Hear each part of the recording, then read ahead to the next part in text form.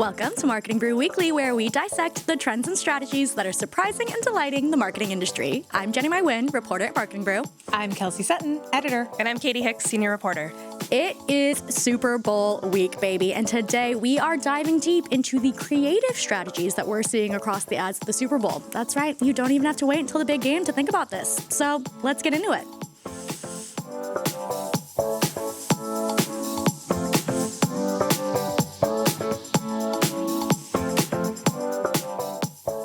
Okay, we do have an exciting programming note because it is literally our Super Bowl. We are bringing you a super special bonus episode featuring our unfiltered reactions to some of the biggest ads this year. I know you guys are dying to spend some extra time with us, so keep an eye out for that bonus episode moment coming on Super Bowl Sunday.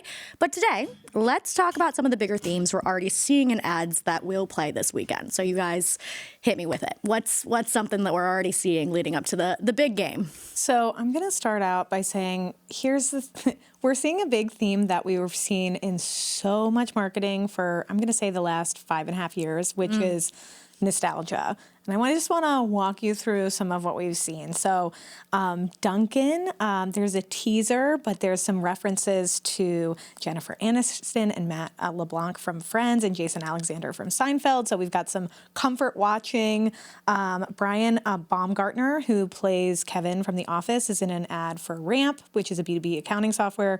Xfinity has a whole ad that's like, what if Jurassic Park had Xfinity and things went right? And then it kind of all reminds me of, remember last year, Katie, you talked with Hellman's about When Harry Met Sally, Hellman's kind of ad. Yeah, like reuniting an old cast together. Feels very much like, what are the most popular shows and movies on streaming? And let's go back to those because they know people are gonna love that. So I want to talk about like comfort watch references. What do we think about this? So it's interesting, right? Because I feel like the Super Bowl used to be a time where you would bring in like of the moment celebrities, and then you're like, who's the hot celebrity right now, and like what are they currently working on? But yeah, we're seeing this like retro TV, retro content throwback type of thing. And it's just like, it makes you feel good. It makes you think of like when you watched that show or that movie for the first time and you were probably a kid, and depending on the audience that you're going for. So I see why they're doing it, but also I'm kind of bored. I'm so sorry. It feels geared towards like an older audience because your reference, I mean, like The Office and Friends, maybe you're not like the oldest audience out there, but like millennials, Gen X, like boomers even. I think there's a Dazed and Confused reunion happening on the Uber Eats ad too. Nice. So I feel like it is both older audiences or millennial audiences, but also I do feel like we keep seeing too that Gen Z audiences are also returning to older shows like Friends in particular and being like, oh my God, a 24 episode season. They don't make these anymore. So I do think there is also still a younger audience that is getting interested in these shows. So I do see the value of that particular strategy and being like, we're getting people who are like feeling good for the good old days, but also maybe some people who are watching it for the first time and falling in love with these shows and characters and actors that have like years and years of goodwill on them. So there's definitely a lot of benefit to be taken out of working with these nostalgia. Gen Z knows Kevin from The Office for sure. Yeah, apparently. This is Brian Baumgartner, right? Yeah. I did not watch The Office, clearly. But I think it's interesting that they brought him back specifically because we talked about him in a previous episode because he has been working with Ramp for a while because he did that like he officiated a wedding, right? Yeah, he officiated a wedding. He was in a box, like in a park in New York somewhere. Like he's been on their payroll. I feel like he's the most famous fictional accountant probably in the U.S. and maybe outside of the U.S. too. I can't think of it. Yeah, are there famous fictional Let me go through the list of famous accountants I know. Maybe the only fictional accountant that anyone can think of. And so I think that because of that, like there is a lot of power in that, particularly for a B2B software. But I kind of feel like, I don't know. I feel like the retro TV is also, we're kind of seeing it with like retro music. So, we have in this year's Hellman's ad they did When Harry Met Sally's kind of riff last year, but they're doing a Neil Diamond kind of spoof with Neil Diamond. Played by Andy Samberg. Yes. And then a little Elle Fanning cameo, which is what they did with last year's too. Yeah, it was just like a little Sydney Sweeney cameo. When I interviewed them last year, they said that was their way of appealing to Gen Z, was like the little cameo was to make Gen Z be like, oh my God, Sydney Sweeney, which I would probably bet is what they did this year too. It's just because it's the same Elle formula. Fanning, no way. I don't know how effective it was because I talked to them prior to the When Harry Met Sally ad airing, but I mean, it must have worked if they're doing kind of the same vibe this year. Yeah, I didn't know Elle Fanning had the Gen Z audience like that, but I guess she's young, she's fun, she's flirty, but I'm very curious by it. But the Neil Diamond thing in particular is very interesting because it is both retro, like kind of dad rocky of that era, and also at the same time, Song Sung Blue recently came out on Christmas Day, which is a movie about a Neil Diamond cover band. Very convoluted when you think about Neil it. Diamond's so hot right now. Yeah, he literally is. And Kate Hudson was in it, and she's literally nominated for an Oscar for it. So it's all coming together. I'm like, did Hellmans know that this movie? I mean, I'm sure surely they knew that this movie was coming out, but I'm kind of like, why is like? I mean, I guess it's in the zeitgeist. Yeah, I guess I wouldn't have bet that it would be like a popular movie, though. I watched it and I actually really liked it. Shockingly, I wasn't expecting to like it, but like, it's not when you think like if you think of the conceit, like a Neil Diamond cover band, like who is that movie for? Like, it's not for. It's young for people. dads. Yeah, it is for dads. Which leads into another theme in the nostalgia category here, which is that there's just like a lot of dad rock this year. I feel like, I don't know, there's the Freebird needle drop in the Budweiser ad where there's a horse with a bald eagle riding it, like very classic dad rock. There's also the Living on a Prayer needle drop in the State Farm ad. I don't know. There's some Americana aspect of it all too. I feel like it's just very like. What is it about dad rock that gets the people going? Do you guys think? I don't know. It's so interesting because I think about how so many ways that the NFL has tried to appeal to like very different audiences, younger audiences, et cetera. And yet we see that the advertisers, I think in a lot of cases, are saying like, everyone loves Freebird. Everybody loves a Livin' on a Prayer parody. Everybody loves, I think it's Sweet, what is it? Sweet Sandwich Time is the parody of Sweet Caroline, right? So it's kind of like, oh, everybody loves these songs. Like, we'll just do it. But it kind of feels, to me, I think, I mean, in some ways, people are like, I love that song. I love it. But I also think it could stand to seem a little dated. It's like, yeah, that song is really old. But again, if your audience is like, I love that song, and that's on my dad rock playlist, like, or you're good to go. That's the interesting part, I feel like, of these themes that we are identifying is that when there is a lot of something and there's an identifiable theme, I feel like it can go two ways. Like, there's a good dad rock movement, and everyone's like, wow, it's so fun that the Super Bowl had so many dad rock songs this year. Or people could take it the other way too and be like, wow, we ran out of creativity, really? Like every it song? Does feel very like, blue-blooded American man watching football. Let's play some Americana, like old-timey music. And I think, like last year and the year before, I feel like we were talking about how the Super Bowl is meant, like advertisers were coming in from like the beauty industry and they were coming in to appeal to women. And it was like the Taylor Swift effect. And now it does kind of feel like we're back to like, football's for boys. Football's for boys.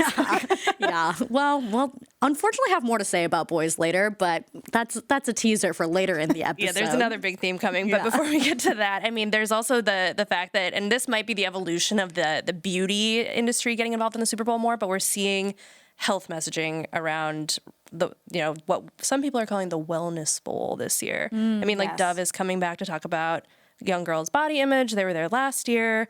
Poppy is back. They're bringing Charlie XCX and Rachel Sennett in there. So they're appealing to the girls that is with a prebiotic message about gut health. But also beyond that, I mean, I feel like just with nutrition is such a big trend right now. Like so many people are talking about like protein maxing. We have joked about fiber maxing. We have brands that are in the Super Bowl talking about both those things. Oikos is emphasizing their like super high protein smoothies with Catherine Hahn.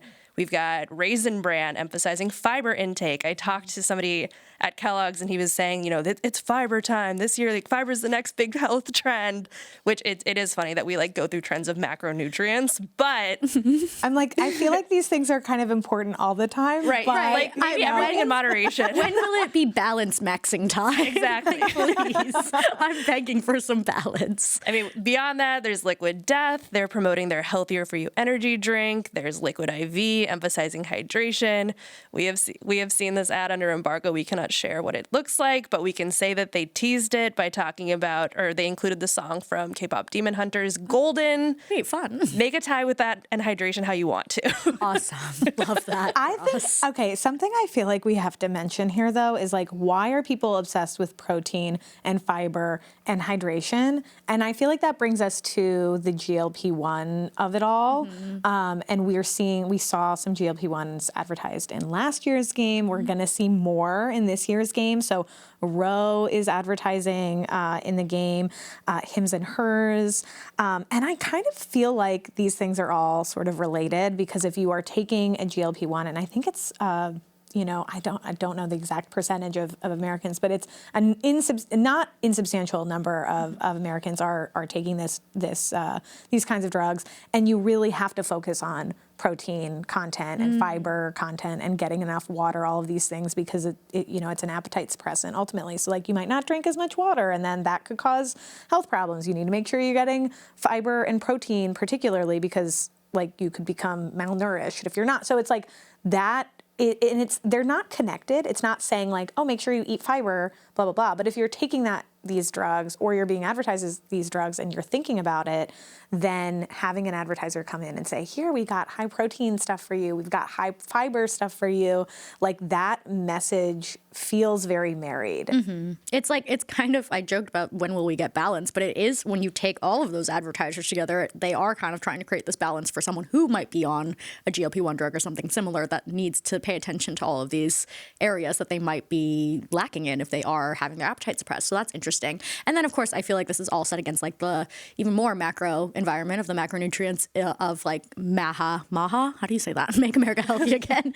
And the inverted health pyramid. Yes. Now we've got protein at the top. We've got, there's just like this big focus on like protein maxing. People are talking about health in every corner, I feel like, and there's different angles on it for sure. But I do think the Roe ad is something that is very interesting, because Katie saw this morning that they actually published a blog post detailing basically exactly how much they spent on this year's campaign. Katie, tell me more about it. That's rare for a brand, I feel, to like disclose how much they spent on every single aspect. But they revealed that they spent 7 to 10 on the media buy, 1 to 4 million on the production, 1 to 5 on the talent, which is Serena Williams, the tennis player. Total Super Bowl spend 9 to 16 million. Media spend 7 million. Total committed media and production spend 16 to 23 million. Pretty penny. A lot of money. Mm-hmm. And they basically talked about how they spent all of this, and why it was worth it is because like this is such a monoculture event. They're like the NFL, with like accounting for 84 of the top 100 televised events last year, is like really the last place where you can gather an audience of the size that it's commanding. And also they mentioned like the NFL and maybe Taylor Swift are the two things that can command an audience that size. Go. Well, they're coming together more and more. So I do think that like we joke about it being kind of swinging back towards a male audience, but I do think that there is still some catering to a female audience. And I think even with things like Serena Williams being the ambassador, like there is still pieces there for a female audience. So I think that, yes, there is something to say about this particular audience being hard to gather anywhere else, really. But something I think is really kind of interesting, and we talked about this, we wrote about this last year with like GLP-1s kind of coming into a Super Bowl where there's a lot of emphasis on, or at least encouragement for indulgence, right? Like have some candy, have some soda, have some chips and, some dip and some beer and maybe a lot of beer. Like it's the Super Bowl. Maybe a lot, maybe some more. I don't know. Maybe some more. So I feel like the Super Bowl is kind of an indulgent holiday, if we consider it to be a holiday, which I kind of think we sort of do. A lot of people do. So, people have parties, like it is very food centric. And I feel like there's this really interesting tension of that, and we have kind of these endemic advertisers who are like, here we are, and then there's also these messages that are like, but also maybe You should be thinking about, if you see an ad for a weight loss drug, like that's going to be something that an audience member is thinking about, right? Like it is there. And I think that's also interesting when you talked about the Dove ad, which is very much about like encouraging girls to stay confident and stay involved in sports. Which I've done for years. Yeah, and I feel like that, I mean, the NFL and the Super Bowl makes sense for, I think that in their ad this year, they emphasize flag football, and that's a big part of, NFL. That's a big focus for them. So it makes a lot of sense, but then it's kind of like, that's the message is like, stay positive, stay confident about yourself, and then stay in sports. But then it's also like, and then also maybe take a GLP-1. right, Yeah. or maybe you should be having zero sugar soda or something that's prebiotic, or and I feel like that's just it's such a weird amalgamation. Yeah, a lot of contrasting messages. But I mean, because I wrote recently about health messages at the Super Bowl this year, and I think the takeaway is that a lot of these brands, even though it is a day of indulgence and a day of like getting beer ads and candy ads and whatever else thrown at you, it's all about like the next day. And Roe even wrote that in their blog post about how like this is the kickoff to a larger campaign, and like it's not necessarily about like take it today on this day of indulgence. It's like, what are you going to do tomorrow? And I think that's also what like Raisin Bran and some of these other brands are saying. It's like, okay, like after today, you're probably going to feel a little gross tomorrow after you're done eating all those dips and chips and whatever else. And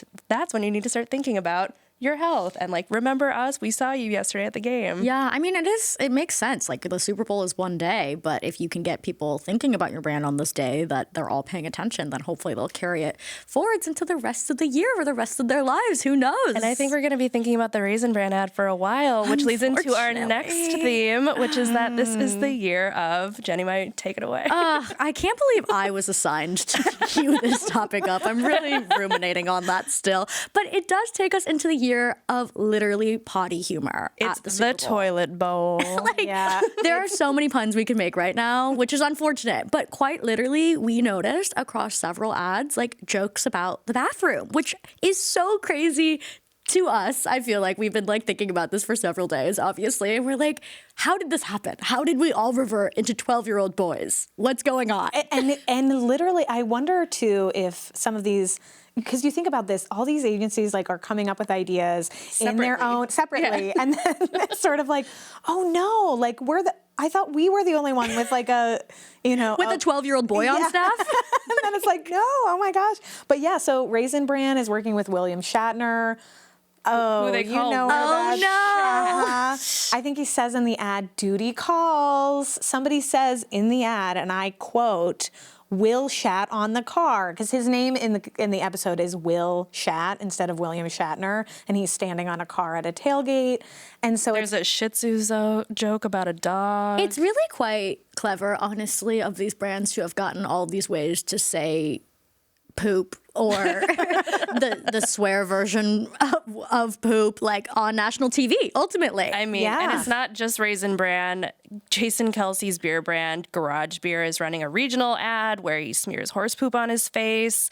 Again, Liquid IV's talking about, golden things with staying hydrated. And their teasers have involved a public bathroom and a bath. So we're kind of like... We see what's coming here. Yeah, brace yourself. Yeah, Manscaped, the shave brand, also seemed to be running based on the teaser, it looks like maybe pubes. There was hair in a drain. I don't quite know. It kind of starts to talk. I don't know. Oh my, why are we animating these things, guys?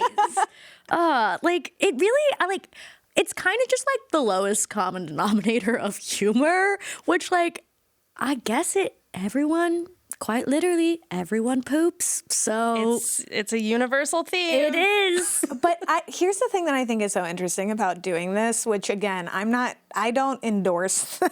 I've been shaking my head with my arms crossed every time I see one of these ads. And I'm like, they're not for me ultimately. But I think it's kind of shocking and memorable to do a joke about that. But it's ultimately pretty inoffensive. So it's a way, and I kind of think about this as a safe to me, it feels like a really safe choice. It's like, let's stand out. Let's do something like, oh my gosh, like, can you believe they talked about this? It's jarring and memorable, but it ultimately, I think, reaches every age demo. Yeah. And also, it's like the risk of offending somebody is the risk of somebody going, ew, I don't like that. It's not like, you know what I mean? Like, it's not going to create a sort of, and I feel like so many brands are very concerned about like accidentally kicking off a boycott or some sort of like, you don't want to get canceled. Outrage, right? And so I feel like it, you know, this is, to me, is safety at the, you know, even though it doesn't seem safe, even though I'm like shaking my head and I'm like, I don't like this. I'm like, this is safe. It's like, people will like the humor. Some people will like the humor, and if you don't like the humor, you're not going to be like, it's whatever. You're not going to be like, I'm boycotting Raisin Bran until the end of time. Like, ultimately, if you really hate it, the worst thing that can happen is like you think that was cringy, or you're like, you probably will still talk about it with your friends and be like, guys, wasn't that like the stupidest thing ever? Which like is still, we've talked about it before, like, is all press good press? Like, there's still something to be said there.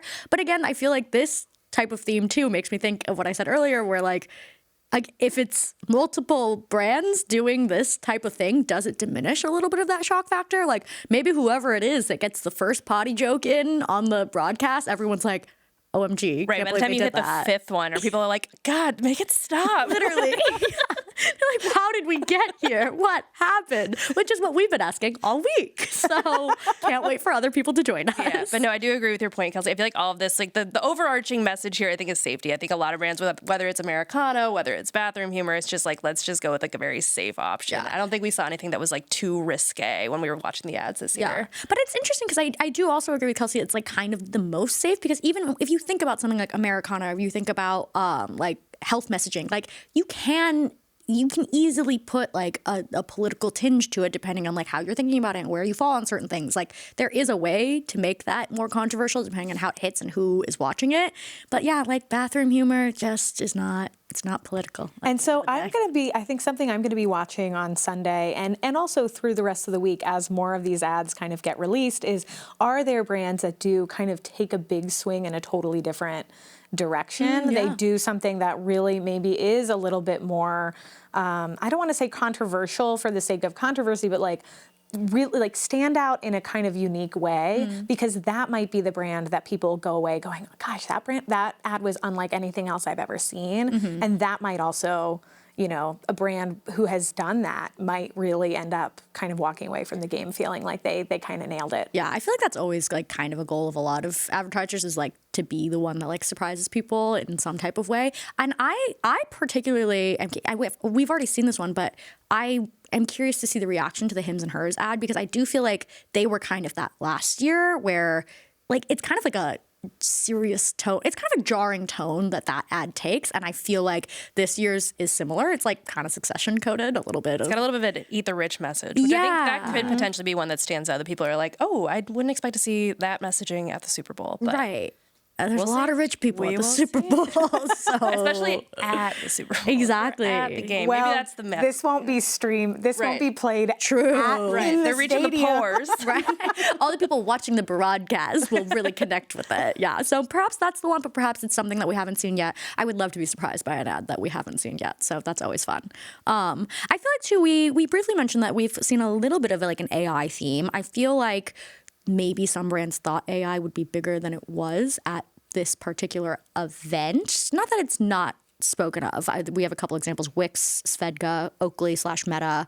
But all of the other themes we mentioned feels like there was a lot more manpower behind it. But I know Svedka, it's their first time in the Super Bowl, right? And they're doing a little AI thing. I think they're going to use a little bit of AI in their ad. And I think that's kind of the thing I'm also going to be keeping an eye on, is how many brands actually like are using AI in their ad? Are they disclosing it?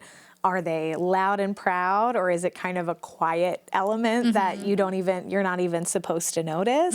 But I kind of feel like, I mean, we've talked about this on the show before, but I don't think that AI as like a strategy is gonna cut it. Like there's got to be something else, right? Like what is to what end? Right. Yeah, and Svedka announced their campaign early. You have to wonder if maybe they did think that was going to be the way to cut through. If they were like, oh, get ready, this big thing's happening, and now I think looking at all the other ads, it's like, well, I don't know if AI is like gonna make the mark that they thought it did. Yeah, it's really interesting because I feel like even like we kicked off our first episode of the year being like, God, we're talking about AI again and we're gonna keep talking about it. And here we are like a month later being like, maybe it's not as big of a deal as it. Maybe creatives got a little spooked by the backlash that we've been talking about. Yeah, so we got. But it's like all eyes are going to be on the Super Bowl, so it's like if your creative has to be top notch. You know what I mean? Like no cutting corners. Right, no cutting corners. And I feel like right now a lot of people are kind of viewing AI advertising as a cutting corner and a cutting cost. Yeah. And so I don't think that it's necessarily